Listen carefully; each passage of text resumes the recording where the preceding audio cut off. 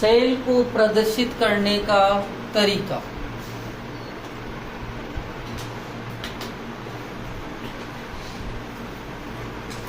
लिखिए, पहला इसमें पॉइंट लगा के लिखना। पहला, परस्पर सीधे संपर्क में उपस्थित, पहला पॉइंट लगा के लिखना, परस्पर सीधे संपर्क में उपस्थित, सीधे संपर्क में उपस्थित, संपर्क में उपस्थित पदार्थों कोष्ठक में लिखना, धातु तथा धातु आयन, धातु तथा धातु आयन, विद्युत अपघट्य, विद्युत अपघट्य, विलयन, विलयन, ठीक है, कोष्ठक बंद के मध्य एक खड़ी रेखा खींचकर, एक के मध्य एक खड़ी रेखा खींचकर दर्शाया जाता है,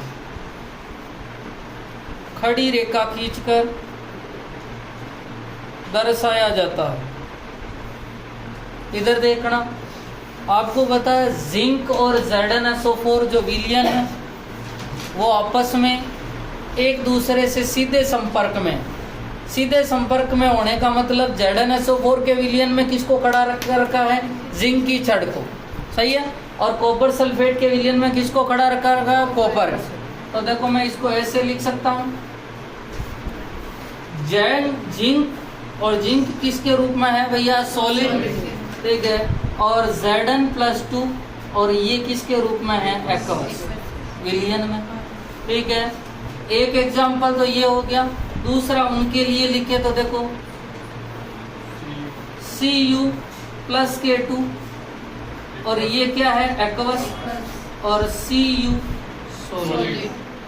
मैंने इसलिए लिखा है क्योंकि इनका तो हो रहा है ऑक्सीकरण और इनका हो रहा है अपचय।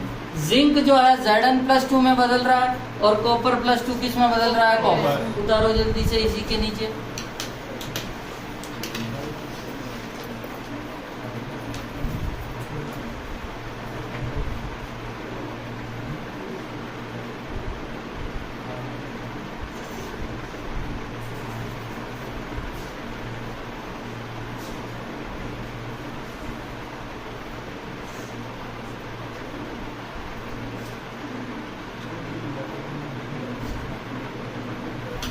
दूसरा पॉइंट लिखना, दूसरा पॉइंट लिखो, संपूर्ण सेल में, संपूर्ण सेल में, संपूर्ण सेल में यदि दो विद्युत अपघट्य विलयन, यदि दो विद्युत अपघट्य विलयन परस्पर, विलयन परस्पर सीधे संपर्क में न होकर, परस्पर सीधे संपर्क में न होकर, सीधे संपर्क में न होकर लवण सेतु, लवण सेतु या सरंध्र दीवार द्वारा, सरंध्र दीवार, सरंध्र दीवार द्वारा, सरंध्र दीवार द्वारा जुड़े हो तो, जुड़े हो तो उन्हें, उन्हें दो खड़ी रेखाओं, दो खड़ी रेखाओं से विलगित किया जाता है, दो खड़ी रेखाओं से विलगित किया जाता। इधर देखा, उसने क्या कहा, संपूर्ण सेल में यदि दो विद्युत अपघट्य परस्पर सीधे संपर्क में न होकर लवण सेतु या सरंध्र दीवार से संपर्क में हो। यहाँ जिंक सल्फेट और कॉपर सल्फेट सीधे संपर्क में है क्या? नहीं है सर। ये किससे संपर्क में है? लवण से। ठीक है, तो देखो मैं लिखूंगा ZnSO4 एक्वस विलयन में है, और कौन है भैया साथ में? कॉपर सल्फेट, और ये भी क्या है? एक्वस। और इनके बीच में कितनी घड़ी रह के निकल हो, या अपन कह सकते हैं Zn+2 एक्वस और कॉपर +2 एक्वस। अरे भाई ZnSO4 में से तो क्या ले लिया मैंने? Zn+ और कॉपर सल्फेट में से कॉपर। क्या ये दोनों सीधे संपर्क में है? तो फिर कितनी लाइनें होगी? 2। लिखो जल्दी, ये एग्जाम्पल लिखना।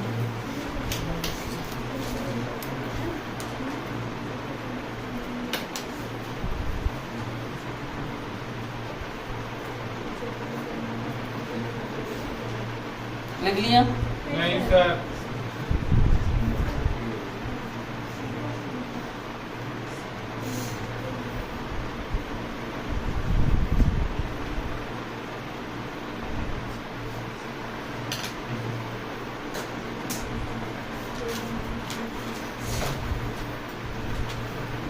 नेक्स्ट पॉइंट लिखो, लिखना संपूर्ण सेल में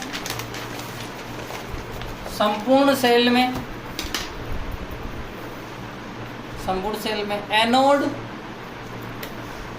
संपूर्ण सेल में एनोड ऋणात्मक इलेक्ट्रोड को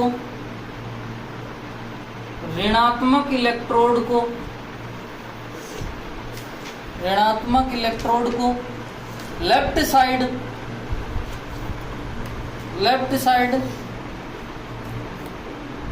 ऋणात्मक इलेक्ट्रोड को लेफ्ट तथा कैथोड धनात्मक इलेक्ट्रोड को राइट साइड में लिखा जाता है। राइट साइड में लिखा जाता है। आपको खुद को ट्रिक पता है, क्या लेते हैं अपन? लोन। लेफ्ट में ऑक्सीडेशन होगा, एनोड होगा और नेगेटिव। लिख लो, वापस लिख लो लोन। वैसे लिखा रखा है, लिख लो पहले। ये केवल एनोड के लिए है, कैथोड के लिए ये सारे उल्टे हो जाएंगे। लेफ्ट है जो राइट हो जाएगा, ऑक्सीडेशन है वहाँ रिडक्शन हो जाएगा, एनोड है वहाँ कैथोड हो जाएगा, और नेगेटिव है वहाँ पॉजिटिव हो जाएगा।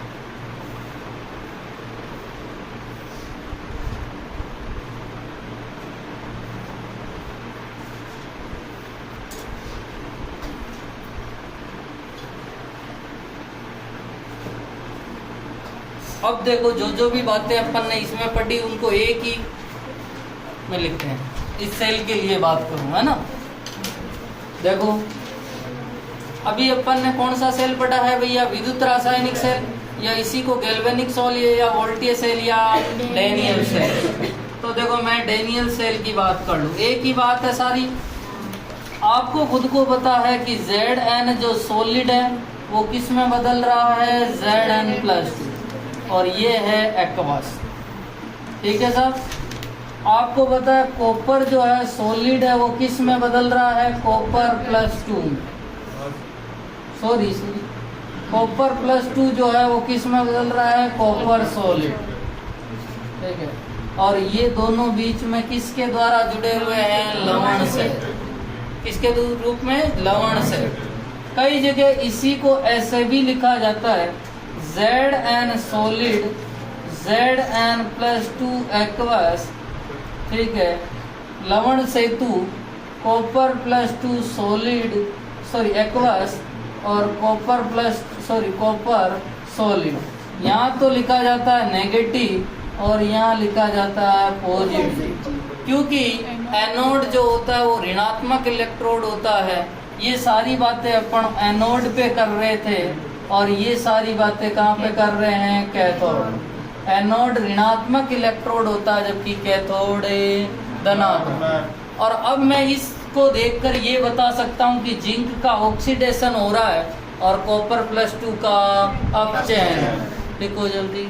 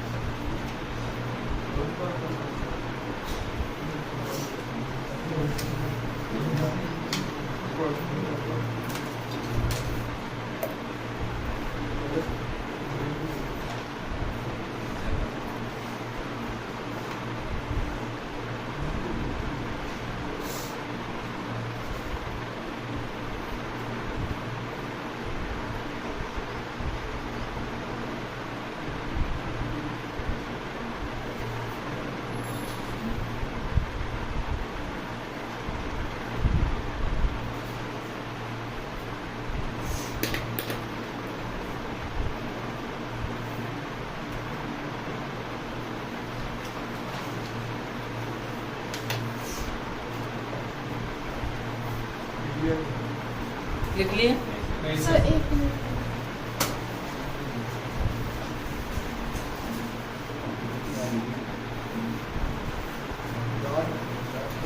नेक्स्ट हेडिंग लिखो,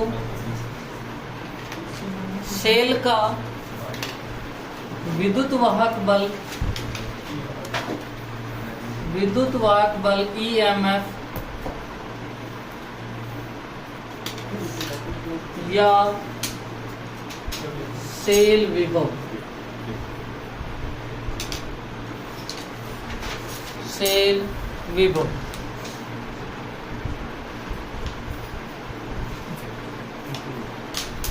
परिभाषा लिखना जल्दी से।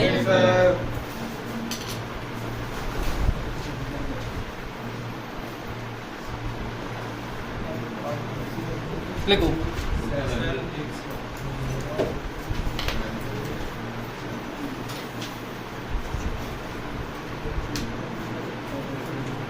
देखो ये दो अर्ध सेल से ही बना हुआ है। देखो किसी विद्युत रासायनिक सेल में उपस्थित किसी विद्युत रासायनिक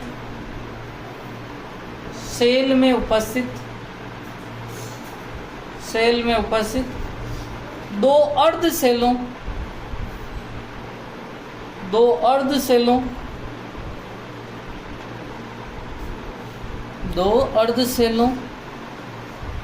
के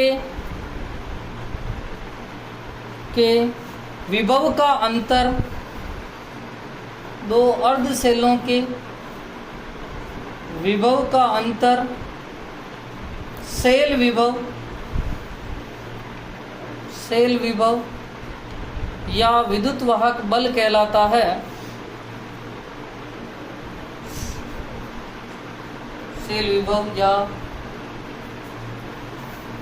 विद्युत वाहक बल कहलाता है। इसे E0 सेल या EMF से प्रदर्शित किया जाता है। इसे E0 सेल या EMF से प्रदर्शित किया जाता है। कुल मिला के ये कहना चाह रहा है कि किसी विद्युत रासायनिक सेल में उपस्थित दो अर्ध सेल, कितने अर्ध सेल है? दो। एक सेल का मतलब पूरा सेल और उसके दो पार्ट हो गए तो दो अर्ध सेल के मध्य सेल विभव का अंतर, क्योंकि एक पे पॉजिटिव चार्ज होगा और एक पे नेगेटिव, ठीक है। उनके विभव का जो अंतर है वही क्या कहलाता है? सेल विभव या EMF। देखो EMF निकालने का फॉर्मूला क्या होता है? E0 सेल बराबर E naught cathode minus E naught anode, यही लिखे थे, ठीक है। या E naught cell is equal to E R P, ठीक है। और आपको पता है रिडक्शन पोटेंशियल किस पे होता है भैया, कैथोड पे। ई ऑक्सीडेशन किस पे होता है, एनोड। मतलब कैथोड में से एनोड का जो है ई नोट सेल घटा देंगे, वही क्या आ जाएगा, ई नोट सेल। अब देखो एक मिनट, आपने अपने सेल लेके आते हैं, ठीक है। अपन जो घड़ी में डालने वाला सेल है उस पर क्या लिखा होता है, 1.1 वोल्टेज, या लिखा रहता है 1.5 वोल्टेज। वही होता है अपने विद्युत वाहक बल। क्या होता है, विद्युत वाहक बल। उसके एनोड और कैथोड के मध्य विभव का अंतर, ठीक है। यहाँ पर माना कि ये कैथोड है, यहाँ का विद्युत वाहक बल है 2 वोल्ट, और यहाँ का विद्युत वाहक बल 1 या मैं कह दूं 0.2 वोल्ट है। तो आपको पूछ ले ई नोट सेल कितना होगा, 2.0 माइनस 0.2। कैथोड का कितना है, 2, उधर कितना है, 0.2। ये तो कैथोड है और इसमें से एनोड का घटा लेंगे तो कितना आ जाएगा, 1.8। और यही क्या कहलाता है, सेल विभव। क्या होता है, सेल, ठीक है। पर होता क्या है, जब ईएमएफ या विद्युत वाहक बल निकाल लेते हैं तो एनोड वाला लगभग 0 के बराबर होता है। लगभग किसके बराबर होता है, 0। क्योंकि उस समय जो है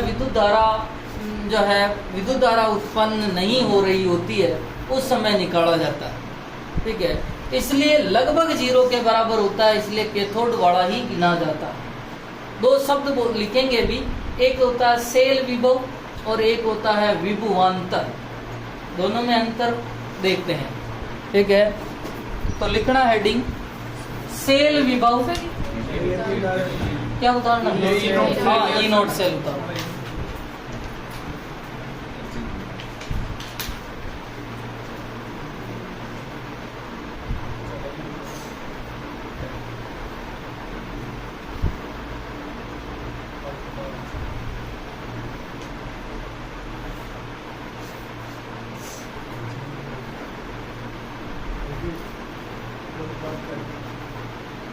इस पे अपन को क्वेश्चन करने पड़ेंगे।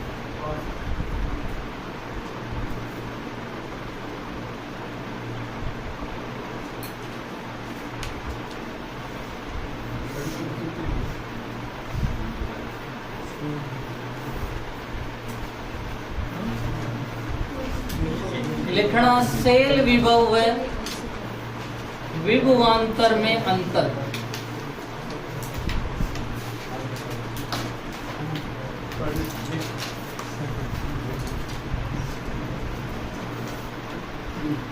लिखना हेडिंग सेल विभव है, विभवांतर में अंतर। सेल विभव है, विभवांतर में अंतर।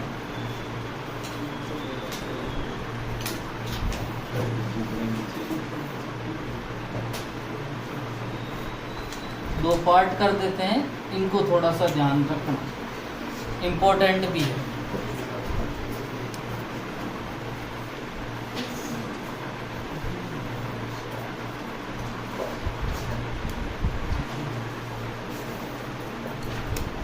सुनना, कॉपी ओपी बंद करना, थोड़ा सा विशेष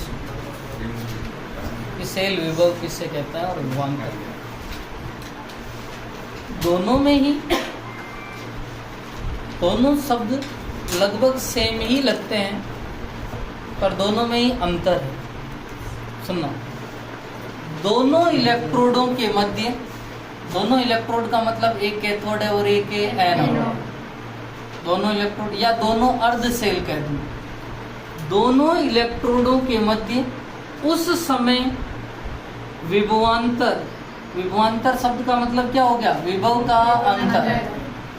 दोनों इलेक्ट्रोडों के मध्य उस समय विभवांतर जब परिपथ में कोई धारा नहीं बह रही, परिपथ में कोई धारा नहीं बह रही, अर्थात परिपथ खुला हो, परिपथ खुला हो, उस समय विभवांतर को सेल विभव कहते हैं। अर्थात मैं इस तार को डिस्कनेक्ट कर दूं, ठीक है, और उस समय विभवांतर देखूं कि इनके बीच में विभवांतर कितना है।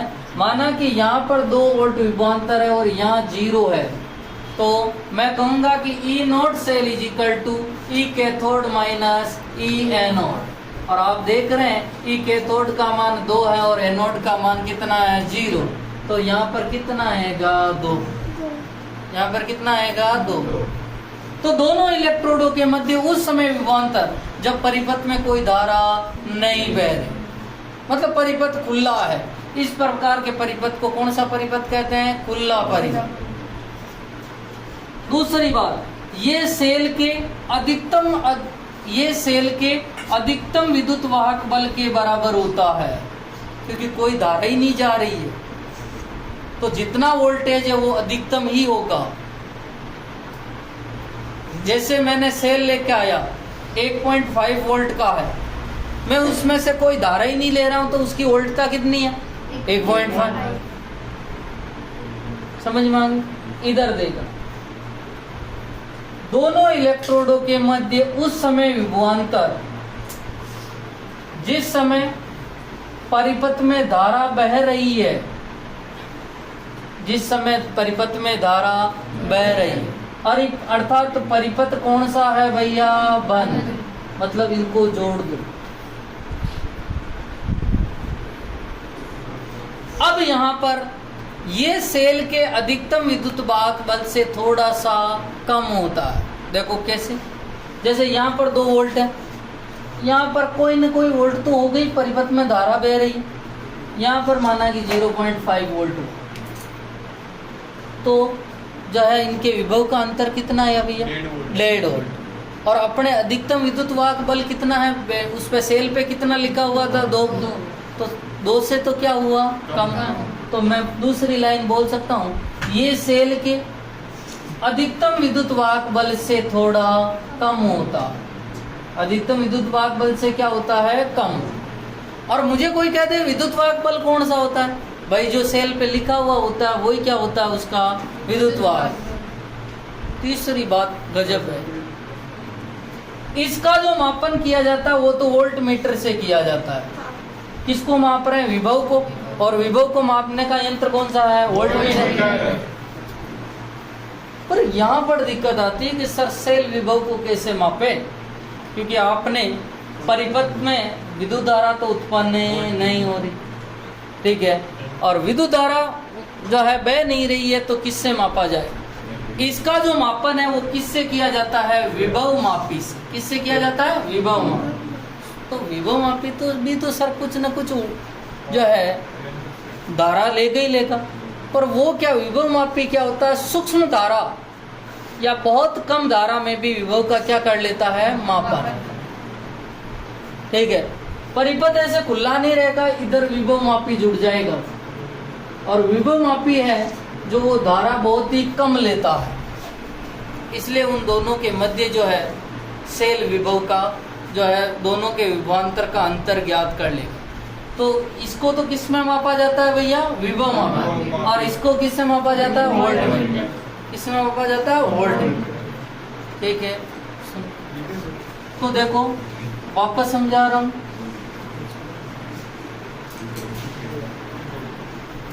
एक तरफ तो कौन है भैया? सेल विभव, और एक तरफ कौन है? विभवांतर, ठीक है। और एक शब्द आया था विद्युत वाहक बल, ठीक है, ईएमएफ। विद्युत वाहक बल का मतलब तो जो सेल पे लिखा हुआ होता है उसी को क्या कहते हैं? विद्युत वाहक बल, या उसी का एक दूसरा नाम आता है सेल विभव। क्या आता है? सेल विभव। अब अपने को कहते हुए सेल विभव किसे कहते हैं? पहली बात, और विभवांतर दूसरी बात, इनमें अंतर क्या? सुनना, दोनों इलेक्ट्रोडों के मध्य उस समय का विभवांतर जब परिपथ में विद्युत धारा नहीं बह रही है, जब परिपथ में विद्युत धारा नहीं बह रही, अर्थात परिपथ कौन सा हो भैया? खुला। इसको डिस्कनेक्ट कर दिया। ठीक है, यह अधिकतम विद्युत वाहक बल के बराबर होता है। थोड़ा कम हो जाएगा पर होगा उसे। जैसे विद्युत वाहक बल 2 लिखा हो तो वो 1.8 1.9 होगा, क्योंकि थोड़ी सी धारा तो विद्युत विभव मापी ले लेगा इसको। दोनों इलेक्ट्रोडों के मध्य उस समय का विभवांतर जब परिपथ में धारा बह रही हो, सामान्य परिपथ हो, अर्थात परिपथ कौन सा हो भैया? बंद। कौन सा परिपथ हो? बंद। ये सेल के अधिकतम विद्युत वाहक बल से थोड़ा कम होता है। कई बच्चों के दिमाग में आता है कि सर ये कम क्यों होगा? यहाँ पर 2 वोल्टेज लिखा हुआ है, यहाँ पर आते ही माना कि 0.5 लिख दिया या 1 लिख दिया या 1.5 लिख दिया, तो ये कम क्यों हुआ? ये बीच में भी तो तार है, ठीक है, और आपको पता है तार का आंतरिक प्रतिरोध भी होता है, और तार जब धारा है तो वो कुछ मात्रा में वोल्टेज जो है वो खा जाता है, मतलब उसमें खर्च हो जाता है, और इसीलिए उसमें विभवांतर जो है उत्पन्न हो जाता है, और इसीलिए ये सेल के अधिकतम विद्युत वाहक बल से क्या होता है? कम। तीसरी बात, इसका जो मापन है वो किससे किया जाता है? विभव मापन। और इसका मापन किससे करेंगे? Volt meter. बीच में वोल्ट मीटर लगा दो एमीटर की जगह, और वोल्ट मीटर लगा देंगे तो वो वोल्टेज माप लेगा विभव। ठीक है, लिखो जल्दी से।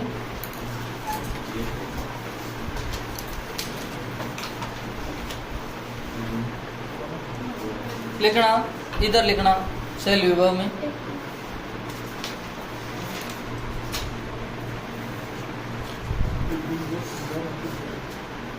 लिखना, दोनों इलेक्ट्रोडों के मध्य, दोनों इलेक्ट्रोडों के मध्य,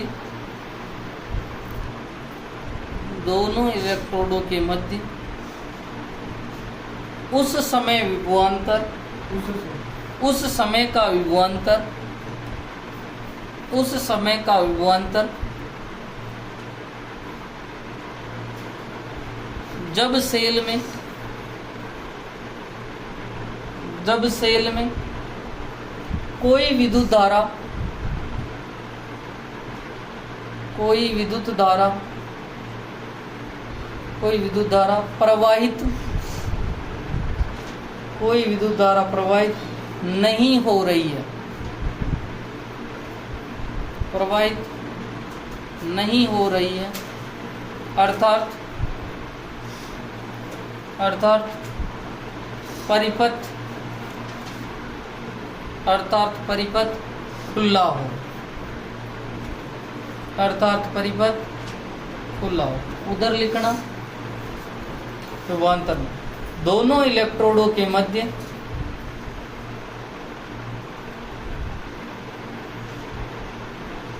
दोनों इलेक्ट्रोडों के मध्य खुला हो। सेल विभवांतर में लिखना जल्दी से, दोनों इलेक्ट्रोडों के मध्य उस समय का विभवांतर,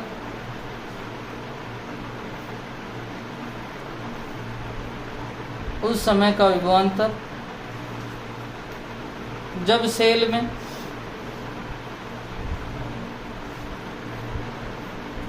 जब सेल में कोई विद्युत धारा,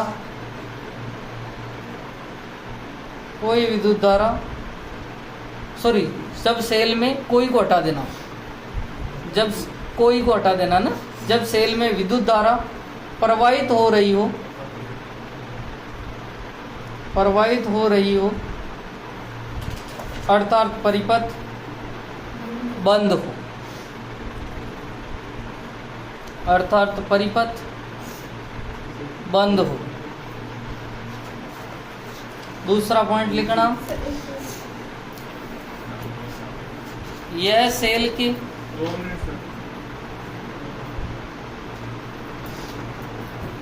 यह सेल के अधिकतम विद्युत वाहक बल के,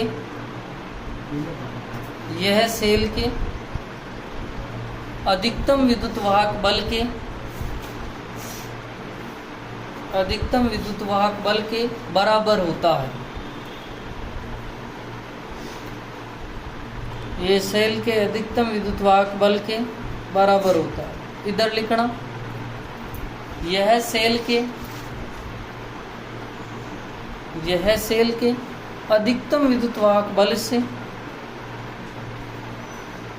अधिकतम विद्युत वाहक बल से कम होता है।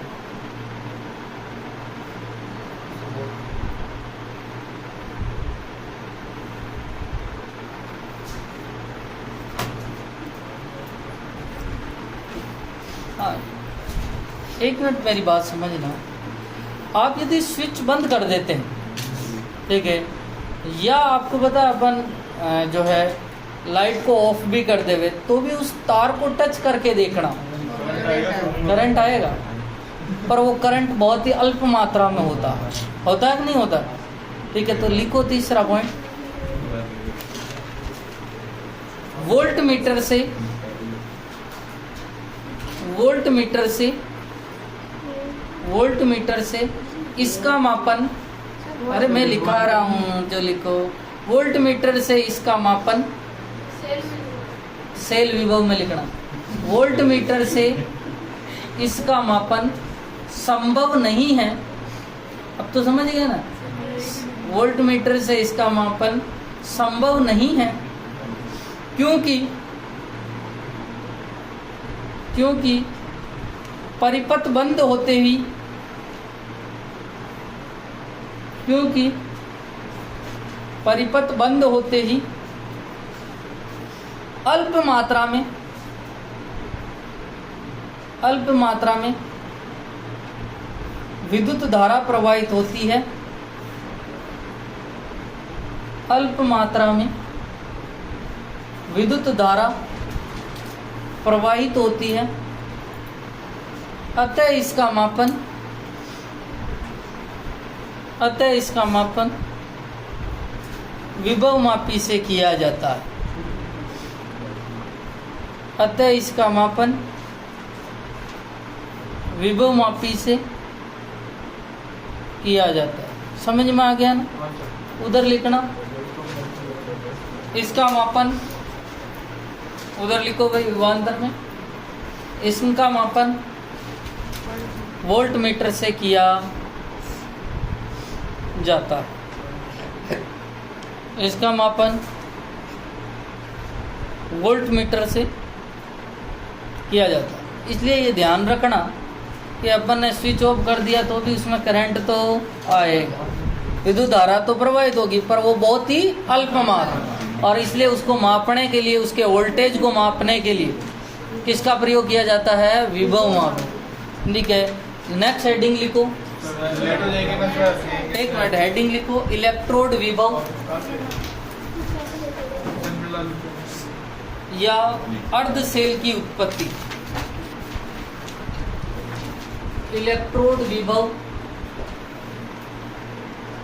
या अर्ध सेल विभव की उत्पत्ति, अर्ध सेल विभव की उत्पत्ति।